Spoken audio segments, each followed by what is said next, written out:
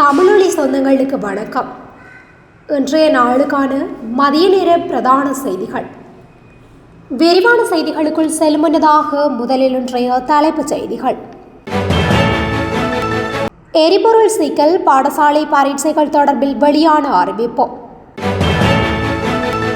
இலங்கையின் ஆடைத்துறைக்கு ஏற்பட்டுள்ள பெரும் ஆபத்து, விடுக்கப்பட்டுள்ள எச்சரிக்கை. வயலில் பரவிய தீயை கட்டுப்படுத்த முயன்ற விவசாயி உயிரிழப்பு.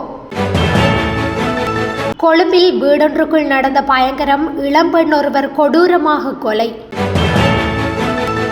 மீண்டும் எரிபொருள் விலையை உயர்த்த வேண்டிய கட்டாயம், அரசு தரப்பிலிருந்து வெளியான முக்கிய தகவல்.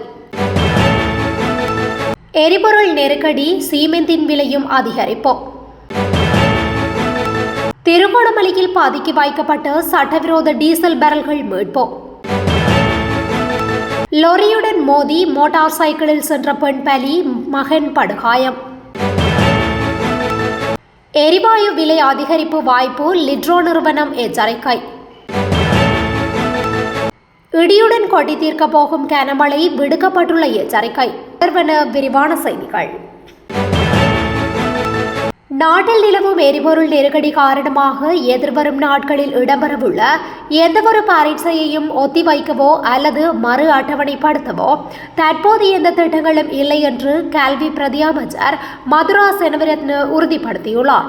மத்திய கிழக்கில் ஏற்பட்டுள்ள போர் பதற்றம் காரணமாக ஏற்பட்டுள்ள எரிபொருள் நெருக்கடியை சமாளிக்கும் வகையில் அரசு மற்றும் அரசாங்கத்தால் அங்கீகரிக்கப்பட்ட அனைத்து தனியார் பாடசாலைகளுக்கும் புதன்கிழமை விடுமுறை அறிவிக்கப்பட்டது. இது சிறப்பு அரசாங்க விடுமுறையாக அறிவிக்கப்பட்டுள்ளதுடன் புதன்கிழமைகளில் கல்வி வகுப்புகளை நடத்துவதும் தடை செய்யப்பட்டுள்ளது. இது தொடர்பில் இடம்பெற்ற உயர்மட்ட உத்தியோகபூர்வ கலந்துரையாடல்களின்படி இந்த சிறப்பு விடுமுறை பாடத்திட்டங்களில் பாதிப்பினை ஏற்படாது என்பதனை அமைச்சர் உறுதி செய்துள்ளதாக பிரதி அமைச்சர் உறுதிப்படுத்தினார். கல்வித்துறை தனது செயற்பாடுகளை தேசிய எரிசக்தி கொள்கைகளுடன் சீரமைத்து வரும் வேளையில் தற்போதைய சூழ்நிலை பரீட்சை கால அட்டவணையில் தாமதத்தை ஏற்படுத்தாது என்று அவர் குறிப்பிட்டுள்ளார்.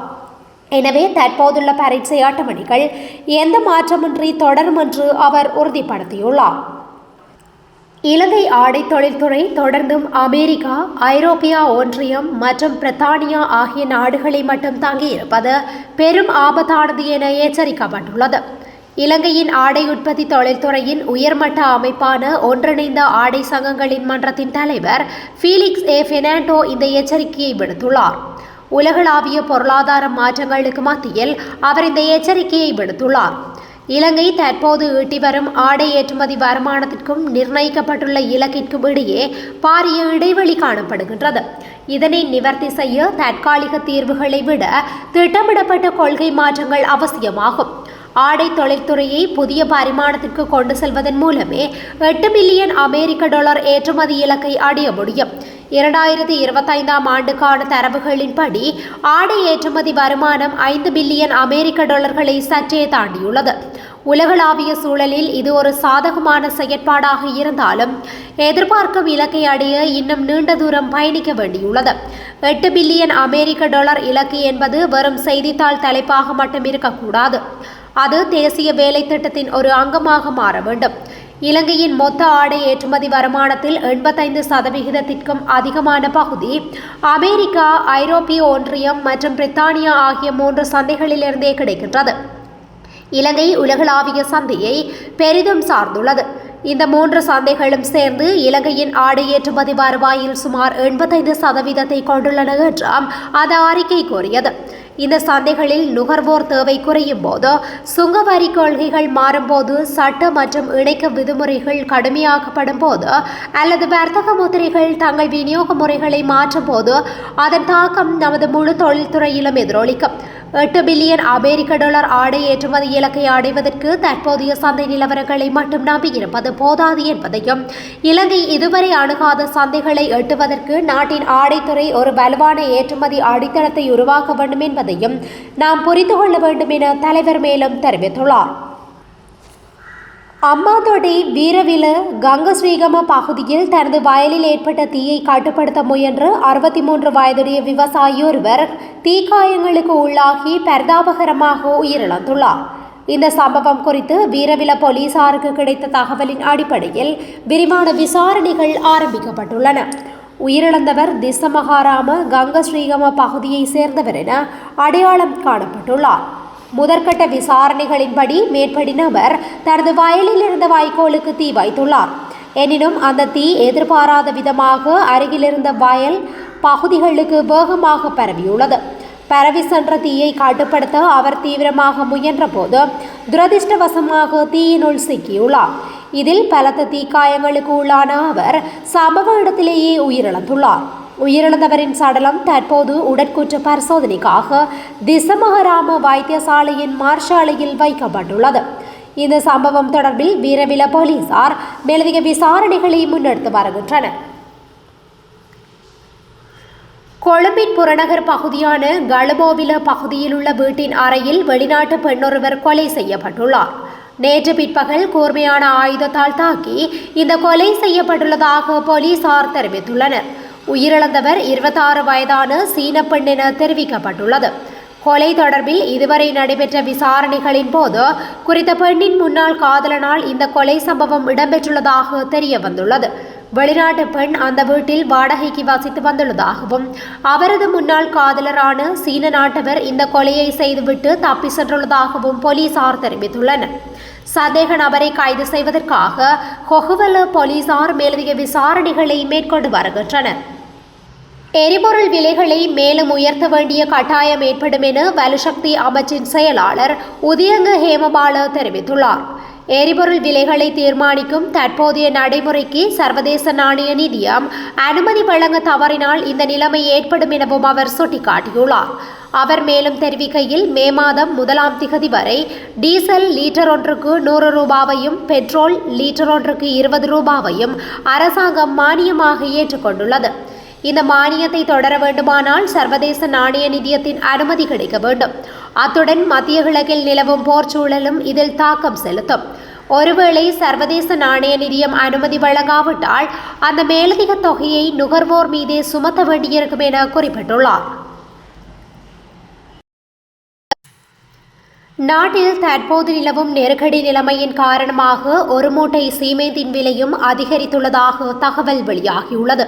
அதன்படி ஒரு மூட்டை சீமெந்தின் விலை சுமார் 175 ரூபாய் அதிகரித்துள்ளதாக கட்டுமான பொருட்கள் விற்பனையாளர்கள் தெரிவித்துள்ளனர். இந்த நிலையில் சந்தையில் ஒரு மூட்டை சீமெந்து தற்போது 2250 ரூபாவிற்கு விற்பனை செய்யப்படுகின்றதாக குறிப்பிடப்பட்டுள்ளது. மேலும் தற்போதைய நெருக்கடியின் காரணமாக மணல் மற்றும் கல் உள்ளிட்ட பல கட்டுமான பொருட்களின் விலைகள் ஏற்கனவே அதிகரித்துள்ளதாக தெரிவிக்கப்படுகின்றது. இதேவேளை குறித்த நெருக்கடி நிலைமையினால் எரிபொருள் விலை, போக்குவரத்து கட்டணங்கள், பேக்கரி உற்பத்தி பொருட்களின் விலைகள் உள்ளிட்ட பலவற்றின் விலைகள் உயர்வடைந்துள்ளமையும் குறிப்பிடத்தக்கது. திருகோணமலையில் சட்டவிரோதமான முறையில் மறைத்து வைக்கப்பட்டிருந்த டீசல் கைப்பற்றப்பட்டுள்ளது. 10 பேரல் டீசல் இவ்வாறு பதுக்கி வைக்கப்பட்டிருந்த நிலையில் நேற்று கண்டுபிடிக்கப்பட்டுள்ளன. திருகோணமலை மாவட்ட சேரனுவர காவல் பிரிவிற்குட்பட்ட கல்லாறு பகுதியில் காவல்துறையினர் டீசலை கைப்பற்றியுள்ளனர். சம்பவம் தொடர்பில் மேலும் தெரிய வருகையில், கந்தளாய் பிராந்திய காவல்துறையினருக்கு கிடைத்த ரகசிய தகவலை அடுத்து கல்லாறு பகுதியில் விசேட சோதனை நடவடிக்கை முன்னெடுக்கப்பட்டுள்ளது. இதன்போது டீசல் கைப்பற்றப்பட்டதுடன் சந்தேகத்தின் பேரில் ஒருவர் கைது செய்யப்பட்டுள்ளார். சட்டவிரோத பயன்பாடு அல்லது பதுக்கல் நோக்கில் இவை சேமித்து வைக்கப்பட்டிருந்ததா என்பது குறித்து மேலதிக விசாரணைகள் முன்னெடுக்கப்பட்டு வருகின்றன. கைது செய்யப்பட்ட சந்தேக நபரையும் கைப்பற்றப்பட்ட டீசல் பரல்களையும் மூதூர் நீதிமன்றத்தில் முன்னிலைப்படுத்த காவல்துறையினர் நடவடிக்கை எடுத்துள்ளனர். சம்பவம் குறித்து மேலதிக விசாரணைகளை சேரனுவர காவல்துறையினர் மேற்கொண்டு வருகின்றமை குறிப்பிடத்தக்கது. ஸ்லாபம் குருநாகல் வீதியின் முகுணு வட்டவன பகுதியில் இடம்பெற்ற விபத்தில் பெண்ணொருவர் உயிரிழந்தார். குருநாகல் திசை நோக்கி பயணித்த மோட்டார் சைக்கிள் ஒன்று ஹொக்கவில சந்தியில் வலதுபுறமாக திரும்ப முற்பட்ட போது அதே திசையில் பின்னால் வந்த லொரியுடன் மோதியதில் இந்த விபத்து ஏற்பட்டுள்ளது. விபத்தில் மோட்டார் சைக்கிளை ஓட்டி சென்ற பெண்ணும் பின்னால் அமர்ந்து சென்ற அவரது மகனும் படுகாயமடைந்த நிலையில் ஸ்லாபம் வைத்தியசாலையில் அனுமதிக்கப்பட்டனர்.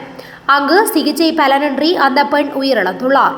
இவ்வாறு உயிரிழந்தவர் கரவிட்டிங் கங்காரைய பகுதியை சேர்ந்த 28 வயதுடைய பெண் என அடையாளம் காணப்பட்டுள்ளார்.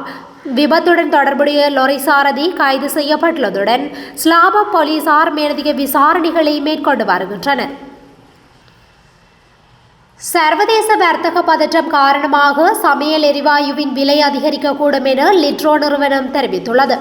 அதன்படி எதிர்வரும் ஏப்ரல் மாதம் 1ஆம் திகதிக்குள் எரிவாயு விலை திருத்தம் தொடர்பில் தீர்மானிக்கப்படும் என லிட்ரோ நிறுவனத்தின் தலைவர் சன்ன குணவர்த்தன தெரிவித்துள்ளார். எதிர்வரும் மே மாதம் வரையில் போதுமான கையிருப்பு உள்ளதாகவும் அவர் கூறினார். அதன்படி ஏற்கனவே முன்பதிவு செய்யப்பட்ட எரிவாயு கப்பல் விரைவில் நாட்டை வந்தடையும் எனவும் லிட்ரோ நிறுவன தலைவர் நம்பிக்கை வெளியிட்டுள்ளார். எவ்வாறாயினும் சர்வதேச சந்தையில் எரிசக்தி உற்பத்திக்கு நிலவும் கேள்வியின் அடிப்படையில் எதிர்வரும் ஏப்ரல் மாதம் 1ஆம் திகதி புதிய விலை அதிகரிக்கப்படும் என லிட்ரோ நிறுவனத்தின் தலைவர் சன்ன குணவர்த்தன சுட்டிக்காட்டியுள்ளார்.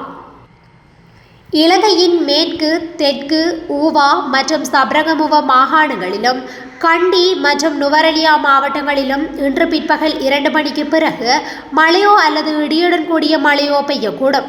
வளிமண்டலவியல் திணைக்களம் இன்று வெளியிட்டுள்ள அறிக்கையில் இந்த விடயம் தெரிவிக்கப்பட்டுள்ளது. குறிப்பாக ரத்தினபுரி, காலி மற்றும் மாத்தறை மாவட்டங்களின் சில இடங்களில் 50 மில்லிமீட்டருக்கும் அதிகமான ஓரளவு பலத்த மழை பெய்ய வாய்ப்புள்ளதாக தெரிவிக்கப்பட்டுள்ளது. தீவின் ஏனைய பகுதிகளில் பிரதானமாக வறண்ட வானிலை நிலவும். அதேவேளை காலை வேளையில் மேற்கு, மத்திய, சப்ரகமுவ மற்றும் ஊவா மாகாணங்களிலும் காலி, மாத்தறை மற்றும் குருநாகல் மாவட்டங்களிலும் சில இடங்களில் பனிமூட்டமான நிலை எதிர்பார்க்கப்படலாம். இடியுடன் கூடிய மழை பெய்யும் போது தற்காலிகமாக வீசக்கூடிய பலத்த காற்று மற்றும் மின்னல் தாக்கங்களினால் ஏற்படக்கூடிய பாதிப்புகளை குறைத்துக் கொள்ள தேவையான முன்னெச்சரிக்கை நடவடிக்கைகளை மேற்கொள்ளுமாறு பொதுமக்களுக்கு அறிவுறுத்தப்பட்டுள்ளமை குறிப்பிடத்தக்கது. இத்துடன் இன்றைய நாளுக்கான மதிய நேர பிரதான செய்திகள் நிறைவடைகின்றன. தொடர்ந்து இதுபோன்ற செய்திகளை உடனுக்குடன் அறிந்து கொள்ள தமிழொலியுடன் இணைந்திருங்கள். நன்றி, வணக்கம். தமிழொலி ஒரே பார்வையில் இன்றைய செய்திகளை உடனுக்குடன் தெரிந்து கொள்ள தமிழொலி யூடியூப் தளத்தை சப்ஸ்கிரைப் செய்து கொள்ளுங்கள். இந்த வீடியோ பிடிச்சிருந்தா லைக் பண்ணுங்க, கமெண்ட் பண்ணுங்க, ஷேர் பண்ணுங்க. மறக்காம கீழே இருக்கிற பெல் ஐகானை கிளிக் பண்ணுங்க.